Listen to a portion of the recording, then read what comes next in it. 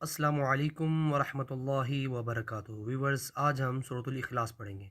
बिस्मिल्लाहिर्रहमानिर्रहीम कुल्हु वल्लाहु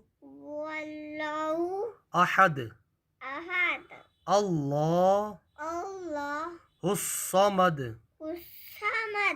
लम यलिद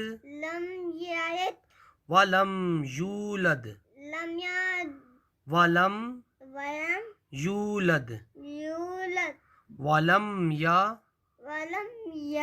कुल्लहु कुफुवन अहद। व्यूवर्स, अब हम इसकी ट्रांसलेशन पढ़ेंगे। कहो, वो अल्लाह अज़्ज़ा वजल एक है, अल्लाह बेनियाज है, ना इसने किसी को जना और ना किसी से जना गया, और कोई भी इसका हमसर नहीं है। जज़ाकल्लाह।